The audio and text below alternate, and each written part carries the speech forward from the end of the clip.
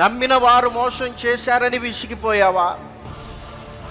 ఆర్థికంగా ఎదగలేకపోయావని విసిగిపోయావా? ఆరోగ్యము బాగుపడలేదని విసిగిపోయావా? కుటుంబం చెదిరిపోయిందని విసిగిపోయావా? ఏ విషయంలో నీకు విసిగిపోయావు? నా బ్రతుకు యందు నాకు విసుగు పుట్టింది, నా జీవితంలో ఎన్నో కష్టములను నేను ఎదుర్కోవలసి వచ్చింది, ఎన్నో నష్టములను నేను అనుభవించాల్సి వచ్చింది. ఆర్థికమైనటువంటి నష్టాలు, కుటుంబంలో నష్టం, వ్యాపారంలో నష్టం, ఆస్తిలో నష్టం, అన్ని విషయాలలో నష్టపోయినటువంటి యోబు అంటూ ఉన్నాడు, నా బ్రతుకు యందు నాకు విసుగు పుట్టి ఉన్నది. ఒకవేళ ఈ మాటలు వింటున్నటువంటి నీ జీవితంలో విసిగిపోయినటువంటి పరిస్థితిని నీవు కలిగి ఉన్నావేమో, విసిగిపోయావేమో. ఒకవేళ మీ ప్రాణములు విసిగిపోయి ఉంటే, విసుగు చెంది ఉంటే, అపోస్తుడైన పౌలు అంటూ ఉన్నాడు, మీరు ఇక ఆ విధంగా విసిగిపోయినటువంటి పరిస్థితిలో ఉండాల్సినటువంటి పనిలే. మీరు ఆ యొక్క స్థితి నుండి బయటకు రావాలి అంటే మీరు యేసుక్రీస్తును తలంచుకోమని ఆయన జ్ఞాపకం చేస్తూ ఉన్నాడు. ఆయన నీ జీవితాన్ని బాగు చేయగలడు.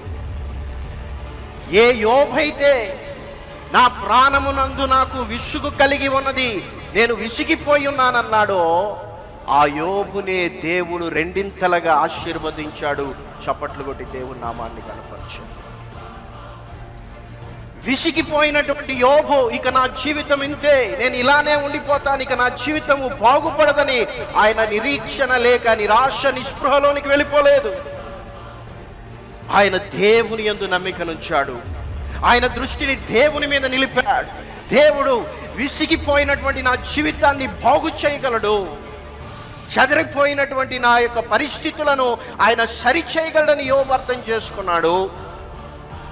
దేవుని మీద నమ్మకం ఉంచాడు, దేవుణ్ణి తలంచుకున్నాడు. గనుక ఆయన జీవితంలో ఏమేమైతే నష్టపోయాడో, ఆస్తి కావచ్చు, ఆరోగ్యం కావచ్చు, కుటుంబం కావచ్చు, అన్నిటినీ కూడా దేవుడు రెండింతలు దయచేశాడు.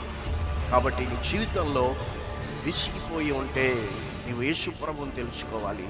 యేసు ప్రభు నీ జీవితం ఎంత చెదిరిపోయినా, ఎంత చెడిపోయినా, ఎంత విసిగిపోయి ఉన్నా ఆయన నీ జీవితాన్ని బాగు చేయగలడు.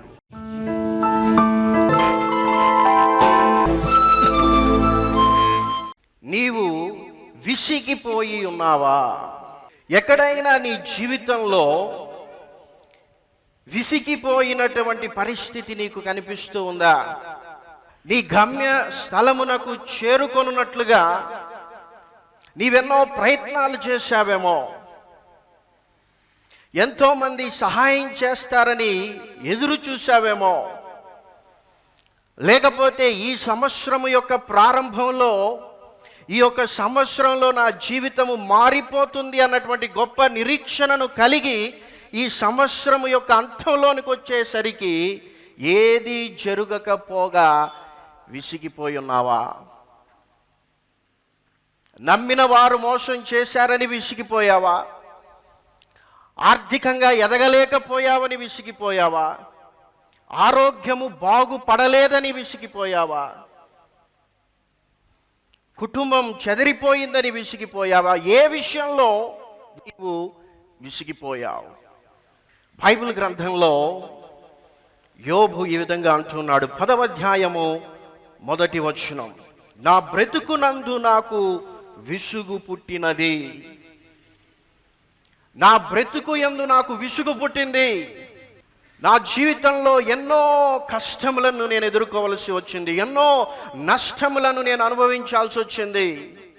ఆర్థికమైనటువంటి నష్టాలు, కుటుంబంలో నష్టం, వ్యాపారంలో నష్టం, ఆస్తిలో నష్టం, అన్ని విషయాలలో నష్టపోయినటువంటి యోబు అంటూ ఉన్నాడు, నా బ్రతుకు యందు నాకు విసుగు పుట్టి ఉన్నది. ఒకవేళ ఈ మాటలు వింటున్నటువంటి నీ జీవితంలో విసిగిపోయినటువంటి పరిస్థితిని నీవు కలిగి ఉన్నావేమో, విసిగిపోయావేమో.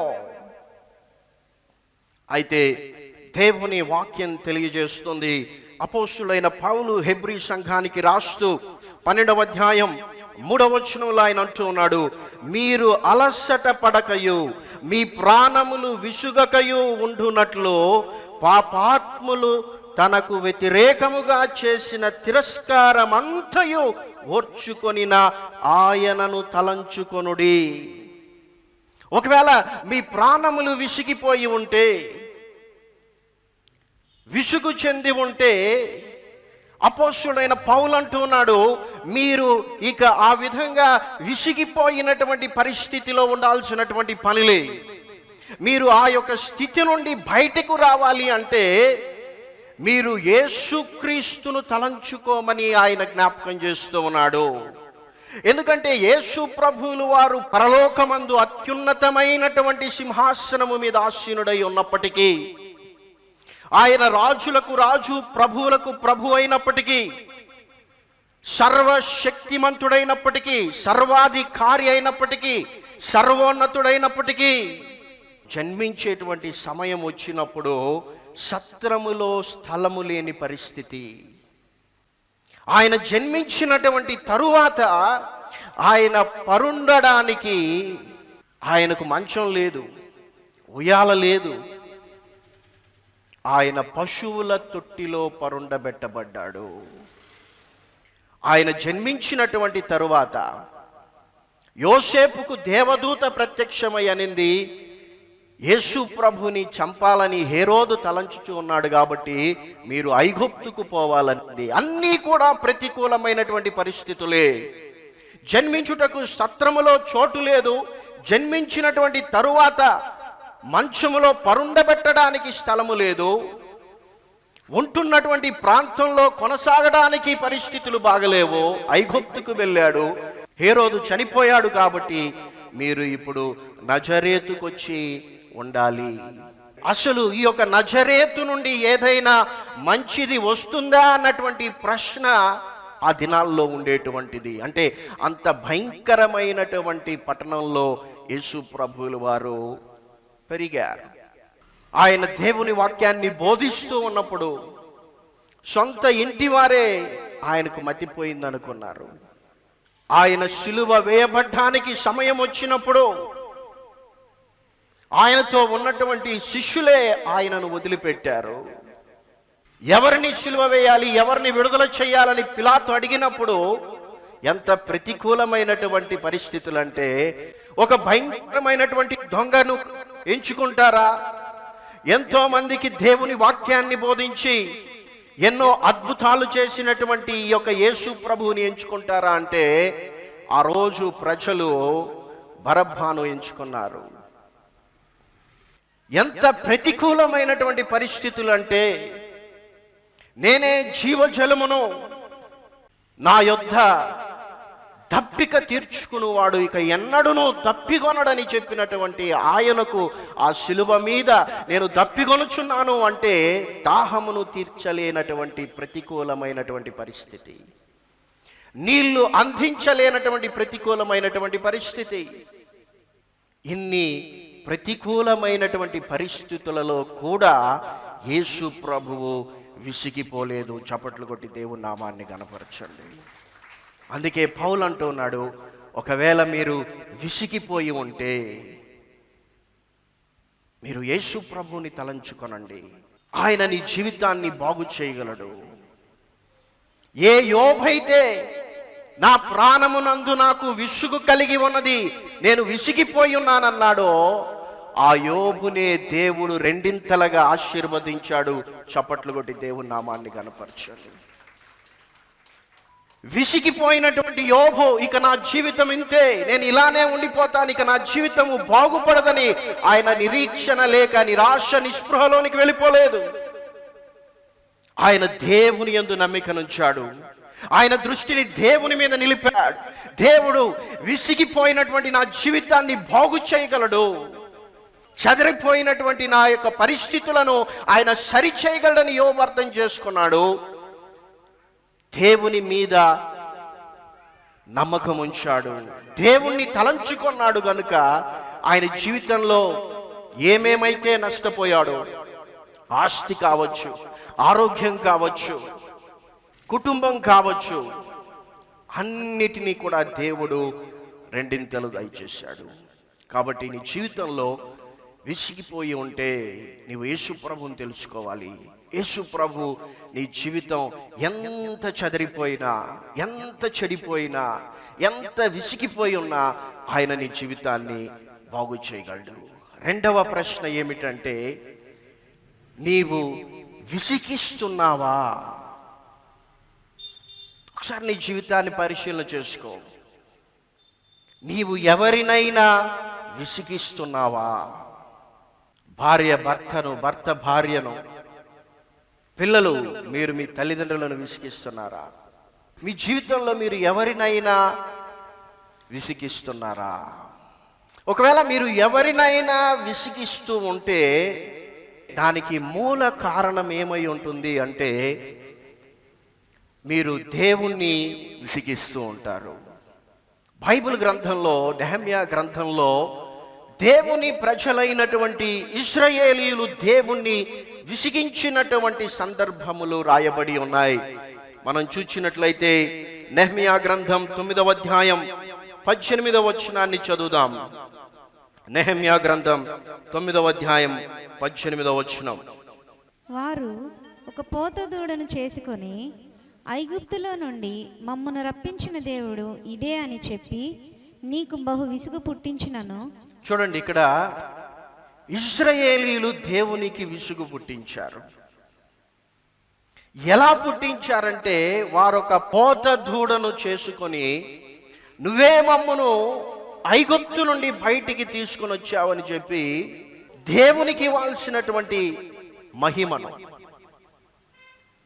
దేవుణ్ణి ఆరాధించుటకు బదులుగా, దేవుణ్ణి స్తుతించుటకు బదులుగా, దేవునికి ఇవ్వాల్సినటువంటి ప్రథమ స్థానమును ఆయనకు ఇచ్చుటకు బదులుగా ఒక పోత దూడకు ఇచ్చేస్తూ ఉన్నారు.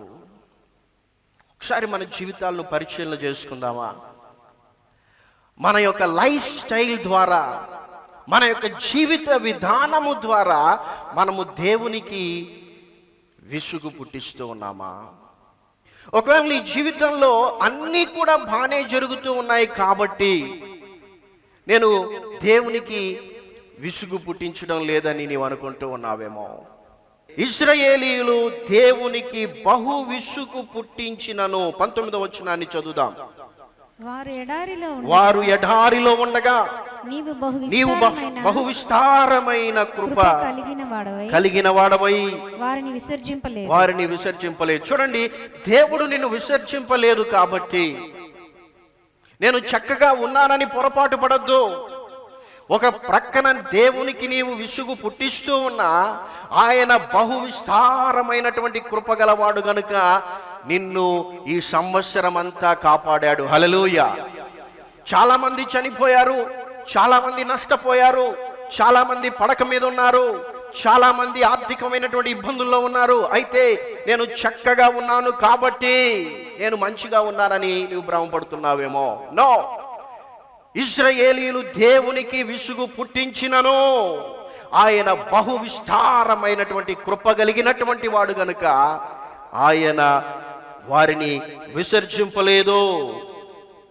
మార్గము గుండా వారిని తోడుకొని పోవుటకు పగలు మేఘస్తంభమును, దారిలో వారికి వెలుగిచ్చుటకై రాత్రి అగ్నిస్తంభమును వారి పై నుండి వెళ్ళిపోక నిలిచెను. అనేక సందర్భాలలో దేవుడు ఇశ్రాయేలీయులను విడిచి వెళ్ళిపోయేటువంటి పనులు వారు చేశారు. ఈ సంవత్సరం అంతటిలో నీవేదో దేవునికి ఇష్టుడివని దేవుడు నిన్ను పట్టుకోలేదు. ఎన్నో పొరపాట్లు చేశావు, దేవునికి ఎంతో అవిధేయత చూపావు, దేవుని ఆత్మను ఎంతగానో దుఃఖపెట్టావు. అయితే కూడా ఎందుకు ఆయన నూతన సంవత్సరములోనికి నిన్ను నడిపిస్తూ ఉన్నాడంటే ఆయన బహు విస్తారమైనటువంటి కృప కలిగినటువంటి వాడు. హల్లెలూయా. 20వ వచనంలో దేవుని వాక్యం తెలియజేస్తుంది, వారికి బోధించుటకును నీ ఉపకారాత్మను దయచేసితివి, నీవిచ్చిన మన్నాను ఇయ్యక మానలేదు, వారి దాహమునకు ఉదకమిచ్చితివి. దేవుడు ఎందుకు నిన్ను పోషిస్తున్నాడో తెలుసా? నేటికి దేవుడు ఎందుకు నిన్ను సజీవ లెక్కలో ఉంచాడో తెలుసా? నీవేదో మంచిదానివని కాదు, మంచివాడివని కాదు, లేకపోతే not because you are qualified, నువ్వేదో అర్హత పొందుకున్నావు కాబట్టి దేవుడు నిన్ను ఈ స్థితిలో నేను ఉంచలేదు. ఆయన ఉపకారాత్మను ఉంచాడు. ఉపకారం చేస్తూనే ఉన్నాడు. ఎందుకంటే నీ జీవితాన్ని బాగు చేసుకుంటావేమో, సరి చేసుకుంటావేమో, దేవునికి ఇవ్వాల్సినటువంటి సమయాన్ని ఇస్తావని, దేవుణ్ణే స్తుతిస్తావని, ఆయన్నే ఆరాధిస్తావని, ఆయన్నే వెంబడిస్తావని, ఆయనకే సాగిలపడతావని, నీ జీవితాన్ని ఆయనకు సమర్పించుకుంటావని. 21వ వచనాన్ని కూడా చదువుదాం. నిజముగా అరణ్యంలో ఏమీ తక్కువ చూడండి, కాకుండా, నిజముగా అరణ్యములో ఏమీ తక్కువ కాకుండా 40 సంవత్సరములు వారిని పోషించితివి. వారి వస్త్రములు పాతగిల్లిపోలేదు, వాళ్ళ కాళ్ళకు వాపు రాలేదు. ఏమీ తక్కువ కాకుండా ఎందుకు నడిపించాడంటే ఆయన బహు విస్తారమైనటువంటి కృప కలిగినటువంటి వాడు. కాబట్టి దేవుడు నీకు కృప చూపుతున్నటువంటి సంవత్సరమేమో ఇది. ఆయన బహు విస్తారమైనటువంటి కృపను నీ పట్ల విస్తరింపజేస్తున్నటువంటి దినాలేమో ఇవి. ఒకవేళ ఈ సమయంలో, ఈ సంవత్సరంలో, ఈ ఘడియలో నీ జీవితాన్ని సరి చేసుకోనకపోతే దాని తర్వాత నీకు సమయం ఉన్నదేమో. చూడండి, నెహమ్యా ఇంకా ఏమంటూ ఉన్నాడంటే 26వ వచనాన్ని చదువుదాం. అయినను చూడండి, ఇన్ని విషయాల్లో దేవుడు కృప చూపించిన తర్వాత, ఇంత విస్తారమైనటువంటి కృప దేవుడు ఇశ్రాయేలీయుల పట్ల చూపించినటువంటి తర్వాత,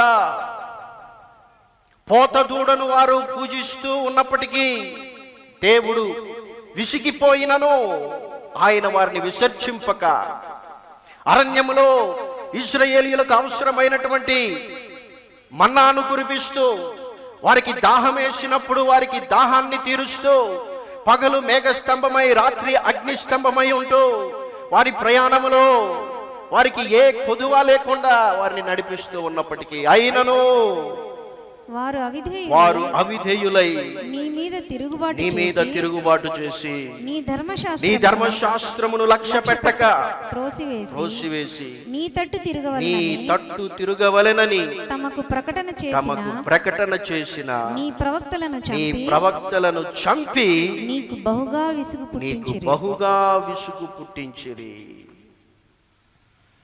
ఏంటి నీ స్థితి?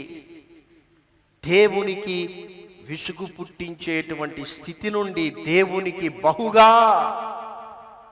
విసుగు పుట్టించేటువంటి స్థితికి వెళ్ళిపోతున్నావా? అయినను దేవునికి అవిధేయత చూపేటువంటి స్థితి నీకొద్దు. అయితే ఇశ్రాయేలీయులు అయినను దేవునికి అవిధేయత చూపారు. అయినను వారు దేవుని యొక్క వాక్యమును లక్ష్య పెట్టలేదు. అయినను వారు దేవుని వాక్యమును లక్ష్య పెట్టక త్రోసివేశారు. అయినను దేవుని ప్రవక్తలను వారు చంపివేశారు.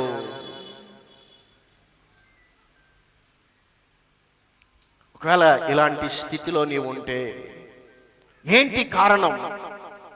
ఎందుకు నీవు దేవునికి అవిధేయత చూపుతూ ఉన్నావు? ఎందుకు నీవు దేవుని యొక్క వాక్యాన్ని లక్ష్య పెట్టక త్రోసివేస్తూ ఉన్నావు? ఎందుకు నీవు దేవుని యొక్క ప్రవక్తలను చంపేటువంటి స్థితిని కలిగి ఉన్నావు? యేసు ప్రభువుల వారు యోహాను సువార్త 8వ అధ్యాయంలో ఆయన యూదులతో అంటూ ఉన్నాడు, 37వ వచనం, మీరు అబ్రహాము సంతానమని నాకు తెలియను, అయినను మీలో నా వాక్యమునకు చోటు లేదు గనుక నన్ను చంపవెదకుచున్నారు. ఎందుకు ఇశ్రాయేలీయులు ఆ రోజు దేవుని ప్రవక్తలను చంపాలనుకున్నారంటే, ఎందుకు నేడు అనేక మంది విశ్వాసులు యేసు ప్రభువుని బాహాటముగా సిలువ వేసి చంపుతున్నటువంటి పరిస్థితి అంటే, వారు అనుకుంటూ ఉన్నారు మేము దేవుని పిల్లలం, మేము అబ్రహాము సంతానం, యేసు ప్రభు రక్తంలో కడగబడినటువంటి వారం, రక్షింపబడినటువంటి వారము, మందిరానికి వెళుతున్నటువంటి వారము, ప్రార్థిస్తున్నటువంటి వారము, వాక్యం చదువుతున్నటువంటి వారము, కానుకలు ఇస్తున్నటువంటి వారము. అయితే యేసు ప్రభు అంటున్నాడు, మీరు అబ్రహాము సంతానమని నాకు తెలుసు, మీరు క్రైస్తవులని నాకు తెలుసు, మీరు మందిరానికి వస్తున్నారని నాకు తెలుసు, ప్రార్థిస్తున్నారని నాకు తెలుసు, కానుకలు అర్పిస్తున్నారని నాకు తెలుసు. అయితే మీరు నన్ను బాహాటముగా సిలువ వేస్తూ ఉన్నారు. ఎందుకో తెలుసా? మీలో నా వాక్యమునకు చోటు లేదు. నీ జీవితంలో దేవుని వాక్యమునకు చోటు లేకపోతే నీవు దేవునికి విసుగు పుట్టిస్తూ ఉంటావు. దేవుని యొక్క వాక్యమును లక్ష్య పెట్టక త్రోసివేస్తావు. క్రీస్తును సిలువ వేస్తూనే ఉంటావు. దేవునికి విసుగు పుట్టించేటువంటి ఆ యొక్క జీవితం ఇక చాలు. దేవుని వాక్యానికి మీ హృదయాలలో చోటునివ్వండి. దేవుని వాక్యాన్ని మీ హృదయాలలో ఉంచుకొనండి. దేవునికి బహుగా విసుగు పుట్టించినటువంటి ఆ యొక్క ఇశ్రాయేలీయులలో చాలా మంది దేవుడు వాగ్దానం చేసినటువంటి ఆ యొక్క కనాను దేశాన్ని స్వతంత్రించుకొనలేకపోయారు. నీవు నేను కూడా దేవుడు మనకు వాగ్దానం చేసినటువంటి ఆ యొక్క పరలోకమును స్వతంత్రించుకొనాలంటే మన జీవితములను మనము సరి చేసుకోవాలి. విసిగిపోయి ఉంటే యేసు ప్రభు దగ్గరికి రా. యేసు ప్రభు దగ్గరికి వచ్చి ఉంటే యేసు ప్రభువుకు విసుగు పెట్టకుండా, విసిగించకుండా నీ జీవితాన్ని సరి చేసుకో. మన ఆత్మీయ జీవితంలో మనల్ని అపవాది ఎప్పుడూ కూడా ఏదో ఒక విధంగా విసిగిస్తూనే ఉంటాడు. అయితే బైబిల్ గ్రంథంలో మనము విసుగక చేయవలసినటువంటి 3 విషయాలను పరిశుద్ధాత్మ దేవుడు రాయించాడు. ఆ 3టిని మనం క్లుప్తంగా ధ్యానం చేసుకుందాం. మొదటిగా మనం చూసినట్లయితే లూకా సువార్త 18వ అధ్యాయం 1వ వచనంలో యేసు ప్రభువుల వారు అంటూ ఉన్నారు, వారు విసుగక నిత్యము ప్రార్థన చేయుచుండవలననుటకు ఆయన వారితో ఈ ఉపమానము చెప్పెను. మన ఆత్మీయ జీవితంలో మనము దేవునికి విసుగు పుట్టించకుండా ఉండాలంటే, ఇశ్రాయేలీయులు చేసినటువంటి ఆ యొక్క పొరపాటులు మన జీవితంలో మనము చేయకుండా ఉండాలంటే 3 విషయములను మనము విసుగక చేయాలని బైబిల్ తెలియజేస్తోంది. అందులో మొదటిది ఏమిటంటే, మీరు ప్రార్థన చేయుట యందు విసుగవద్దు. ఎందుకంటే సైతాను మిమ్మల్ని విసిగిస్తూ ఉంటాడు. మీ ఆత్మీయ జీవితంలో ఎదగకుండా, ప్రార్థన చేయకుండా, దేవుని స్తుతించకుండా, దేవుని మందిరానికి రాకుండా, దేవునికి ఇష్టమైనటువంటి రీతిలో జీవించకుండా చేస్తాడు. దేవుని వాక్యము మీ హృదయంలో లేకుండా చేయడమే అపవాది చేసేటువంటి అతి పెద్ద దాడి. విత్తనములను గురించినటువంటి ఉపమానంలో యేసు ప్రభువుల వారు చెప్పారు, గుర్తుందా? కొన్ని విత్తనములు త్రోవ ప్రక్కన పడ్డాయి. ఆ యొక్క దేవుని వాక్యం అన్నటువంటి విత్తనము నీ హృదయములో ఉండకుండా సాతాను ఏం చేస్తుందంటే వచ్చి తీసుకొని వెళ్ళిపోతుంది. అందుకే అక్కడ యేసు ప్రభువుల వారు అన్నారు, ఆ విత్తనములను పక్షులు వచ్చి తినేశాయి, ఎత్తుకొని వెళ్ళిపోయాడు. అపవాది ఆ యొక్క వాక్యాన్ని ఎత్తుకొని పోయాడని యేసు ప్రభువుల వారు చెప్పడం మనము గమనిస్తాం. కాబట్టి సాతాను నీ హృదయంలో దేవుని వాక్యానికి చోటు లేకుండా చేస్తాడు. ఆ వాక్యం నీలో ఉండాలి అంటే నీవు ప్రార్థన చేయాలి. ఏమని ప్రార్థన చేయాలంటే, ప్రభువా నీ వాక్యమునకు నేను చోటివ్వాలి, నీ వాక్యము నా హృదయంలో ఉండాలి, నా హృదయంలో నీ వాక్యమును ఉంచుకునేటువంటి శక్తి నాకు కావాలి. ఎందుకంటే నా శక్తి చేత నీ వాక్యాన్ని నా హృదయంలో ఉంచుకోలేను. నీవు నిస్సహాయ స్థితిలో ఉండొచ్చు, నిజంగా వాక్యానికి నీ హృదయంలో చోటునిచ్చేటువంటి కెపాసిటీ నీకు లేకపోవచ్చు, శక్తి నీకు లేకపోవచ్చు. అక్కడ ఆ విధవరాల గురించి అదే చెప్తున్నాడు యేసు ప్రభు. ఆమె ఒక విధవరాలు, నిస్సహాయ స్థితిలో ఉన్నటువంటి ఆమె పక్షంగా మాట్లాడడానికి ఆమెకు భర్త లేడు. అయితే ఆమె ఆ న్యాయాధిపతి దగ్గరికి మాటి మాటికి వస్తుంది. ఆ న్యాయాధిపతి ఎలాంటి వాడు? దేవునికి భయపడక మనుషులను లక్ష్య పెట్టని వాడు. అసలు ఆమెను పట్టించుకొనే లేదు. అయినా ఆమె వెళ్తూనే ఉంది because she knows that is the only place where she can get justice. ఆమె ఎందుకు మాటిమాటికి వాడు ఎవడైనా ఎలాంటి వాడైనా పట్టించుకోకపోయినా ఆ న్యాయాధిపతి దగ్గరికే వెళ్తుందంటే ఇక ఆ న్యాయాధిపతి తప్ప ఆమెకి ఎవరూ దిక్కులేదు.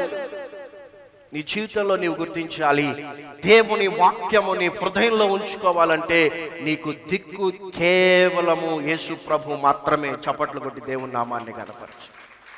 నీ సంఘ కాపరి కాదు, నీవు యూట్యూబ్లో ఫాలో అయ్యేటువంటి ప్రీచర్ కాదు, నీ కొరకు ప్రార్థన చేస్తున్నటువంటి సేవకుడు కాదు, ఇంకా ఎవరో కాదు. నీ జీవితంలో దేవుని వాక్యానికి చోటు ఇవ్వాలంటే, నీ హృదయంలో దేవుని వాక్యాన్ని ఉంచుకోవాలి అంటే అది కేవలం యేసు ప్రభు కృప వలన మాత్రమే సాధ్యమవుతుందని నీవు గ్రహించి మాటికే ఆయన దగ్గరికి వెళ్ళి, ప్రభువా నా జీవితంలో నా హృదయంలో నీ వాక్యానికి చోటు నేను ఇచ్చేటువంటి స్థితిని కలిగించు అని నీవు అడిగితే ఆయన దగ్గరికి వచ్చి వారిని ఎవరిని త్రోసి వేసేటువంటి దేవుడు కాడు గనుక ఆయన అతి వేగముగా అతి త్వరగా నీకు సహాయం చేస్తాడు. హల్లెలూయా.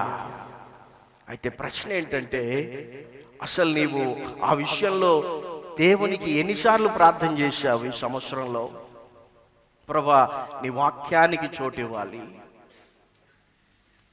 నా జీవితంలో నేను నిన్ను అలక్ష్యము చేయకూడదు, నిన్ను తిరస్కరించకూడదు, నిన్ను త్రోసివేయకూడదు, నీకు అవిధేయత చూపకూడదు అన్నటువంటి ప్రార్థనలు ఎన్నిసార్లు మనం చేశాం?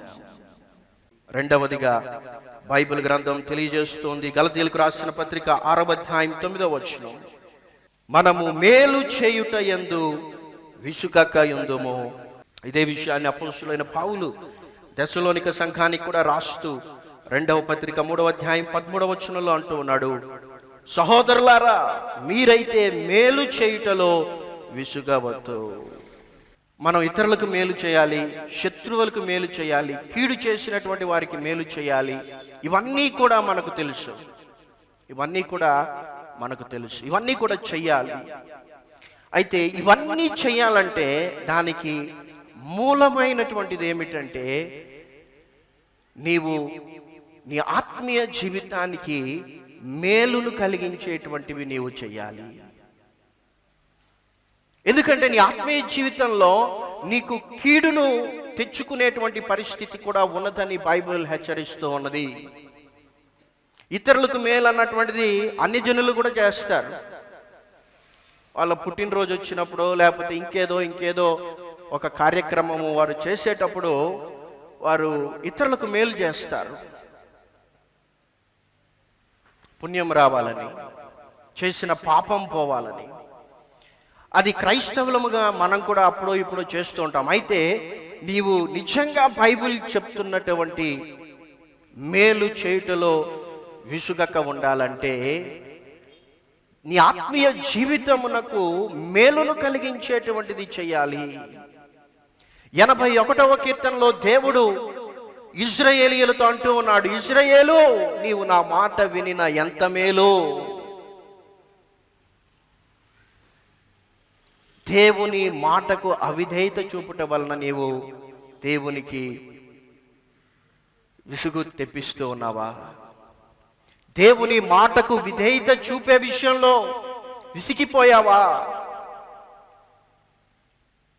ఒకవేళ దేవుని మాటకు విధేయత చూపుటలో నీవు విసిగిపోయి ఉంటే దేవుడు అంటున్నాడు, నా ప్రజలారా నా మాట వినిన ఎంత మేలు, నా మార్గములను అనుసరించిన ఎంత మేలని అదే కీర్తనలో దేవుడు అంటూ ఉన్నాడు. బైబిల్ గ్రంథంలో నీ ఆత్మీయ జీవితానికి మేలైనటువంటి అనేక విషయాలు రాయబడ్డాయి. 118వ కీర్తన 8-9 వచనాలలో దావీదు భక్తుడు అంటున్నాడు, మనుషులను నమ్ముకొనుట కంటే యెహోవాను ఆశ్రయించుట మేలు, రాజులను నమ్ముకొనుట కంటే యెహోవాను ఆశ్రయించుట మేలు.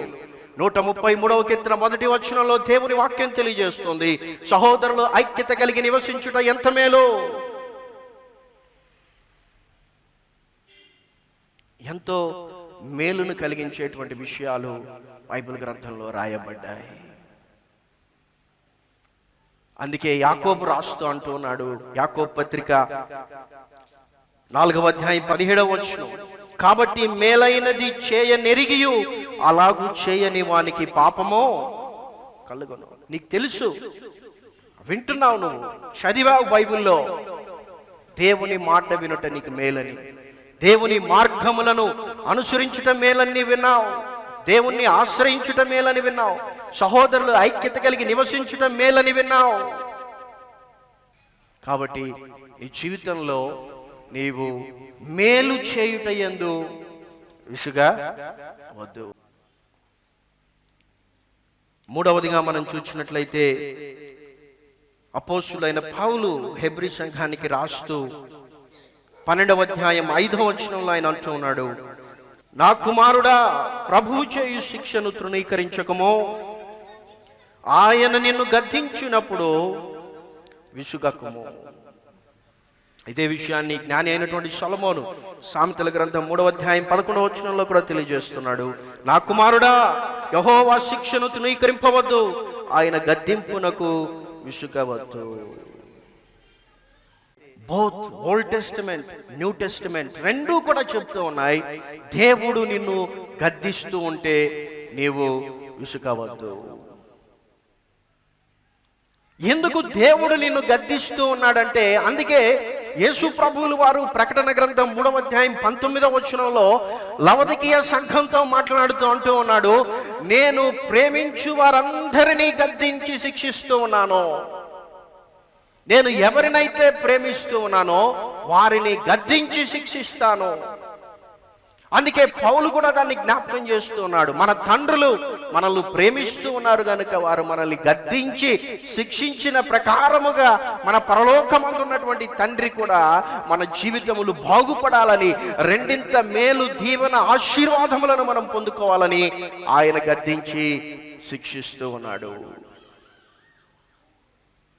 ఏంటి నీ పరిస్థితి? ఆ లవదికీయ సంఘం పరిస్థితి ఏంటంటే, ఆ సంఘం అనుకుంటూ ఉంది, నేను చాలా చక్కగా ఉన్నాను, నాకేమీ కొదవలే, పగలు మేఘస్తంభమై రాత్రి అగ్నిస్తంభమై దేవుడు నన్ను నడిపిస్తూ ఉన్నాడు, తినడానికి మన్నా, దాహం తీర్చడానికి నీళ్లు ఆయన ఇస్తూ ఉన్నాడు, ఏ కొదువ లేకుండా, ఏ కొరత లేకుండా, ఏ లేమీ లేకుండా అన్నీ జరిగిపోతూ ఉన్నాయి, అంతా బానే ఉంది అనుకునింది ఆ సంఘం. ఇజ్రాయేలీలు అలానే అనుకున్నారు. అయితే దేవుడు ఆ యొక్క లవదికీయ సంఘాన్ని చూచినప్పుడు ఆ సంఘం ఎలా ఉందంటే, ఆ సంఘము గ్రుడ్డిదానిగా ఉంది, దిగంబరిగా ఉంది, దరిద్రపు స్థితిలో ఉంది. అందుకే దేవుడు అంటున్నాడు, నేను ప్రేమించి వారందరినీ గద్దించి శిక్షిస్తున్నాను గనుక ఓ లవదికీయ సంఘమా, నీవు ఆసక్తి కలిగి మారు మనసు పొందుము. ఈ మాటలు వింటున్నటువంటి నీ జీవితంలో దేవుడు నిన్ను గద్దిస్తున్నటువంటి పరిస్థితిని బట్టి నీవు విసుగు చెందుతూ ఉంటే నీ జీవితంలో నీవు చాలా ప్రమాదకరమైనటువంటి స్థితిలో ఉన్నావు. దేవుడు నిన్ను ప్రేమిస్తూ ఉన్నాడు కనుక ఆయన నిన్ను గద్దిస్తూ ఉన్నాడు, ఆయన నిన్ను శిక్షిస్తూ ఉన్నాడు. కనుక నీవు ఆసక్తి కలిగి మారు మనసు పొందగలిగితే, నీ జీవితాన్ని సరి చేసుకోగలిగితే, నీ బ్రతుకును సరిదిద్దుకోగలిగితే, దేవుని వాక్యమునకు మీ హృదయములలో చోటు ఇవ్వగలిగితే, ఈ నూతన సంవత్సరంలో దేవుడు మీకు రెండింత మేలు దీవెన ఆశీర్వాదములను అనుగ్రహించగలడు. హల్లెలూయా. 3 విషయాలను బట్టి విసిగిపోవద్దు. విసుగాక చేయవలసినటువంటి 3 విషయాలు: ప్రార్థన, మేలు, 3వది దేవుని గద్దింపునకు విసుగవద్దు. ఇవి 3 చేయగలిగితే దేవుడు తప్పకుండా మన జీవితాలలో ఆయన తన ప్రణాళికలను, ఆయన ఉద్దేశములను, ఆయన దీవెన ఆశీర్వాదములను మన పట్ల నెరవేర్చగలడు. అట్టి కృపను దేవుడు మనందరికీ దయచేయనుగాక. ప్రార్థన చేసుకుందాం. పరలోకమందున మా తండ్రి, మీ పరిశుద్ధమైన నామమును బట్టి మిమ్మల్ని స్తుతిస్తూ ఉన్నాం. ఒకవేళ ప్రభా ఈ మాటలు వింటున్నటువంటి వారి జీవితాలలో ఎవరైనా విసిగిపోయి ఉన్నారేమో, వారి బ్రతుకును బట్టి ప్రభా విసిగినటువంటి స్థితిని కలిగి ఉన్నారేమో, వారు మిమ్మల్ని జ్ఞాపకం చేసుకున్నటకు, మిమ్మల్ని తలంచుకున్నటకు సహాయం చేయండి. మీరు వారి జీవితములను మార్చగలరని, వారి బ్రతుకులను మెరుగుపరచగలరని వారు అర్థం చేసుకోరు. కోల్పోయినటువంటి దానికంటే 2 మీరు దయచేయగలిగినటువంటి దేవుడని వారు అర్థం చేసుకున్నట్లుగా ప్రభా మీరే వారి మనోనేత్రాలను వెలిగించండి. మీ అందు విశ్వాసం ఉంచినటువంటి మేము ప్రభా, ఒకవేళ ఇశ్రాయేలీయుల వలె మీకు ఇవ్వాల్సినటువంటి మహిమ, ఘనత, స్తుతి, ఆరాధన ఇవ్వక విసిగిస్తున్నామేమో, మీకు అవిధేయత చూపుట వలన విసిగిస్తున్నామేమో ప్రభా, మీ వాక్యమును లక్ష్య పెట్టక త్రోసివేయుట వలన విసిగిస్తున్నామేమో, మీ వాక్యమునకు మా హృదయంలో చోటు ఇవ్వక మిమ్మల్ని ప్రభా చంపుతున్నటువంటి పరిస్థితిని బట్టి మిమ్మల్ని విసిగిస్తున్నామేమో, మమ్మల్ని క్షమించండి ఆయన. మీ వాక్యము మాలో సమృద్ధిగా నివసించున్నట్లుగా, మేము మీ యందును, మీ మాటలు మా యందును నిలిచి ఉండునట్లుగా మేము విసుగక ప్రార్థన చేయుటకు, విసుగక ప్రభా నాయన మేలు చేయుటకు, మీ గద్దింపునకు విసుగక ప్రభా మేము మీ గద్దింపును స్వీకరించి మీ ప్రేమను అర్థం చేసుకొని ఆసక్తి కలిగి మారు మనస్సు పొందేటువంటి కృపను మా అందరికీ మీ పరిశుద్ధ వాక్యము ద్వారా, మీ పరిశుద్ధాత్మ నడిపింపు ద్వారా అనుగ్రహించుమని యేసుక్రీస్తు నామమున ప్రార్థించుచున్నాను తండ్రి.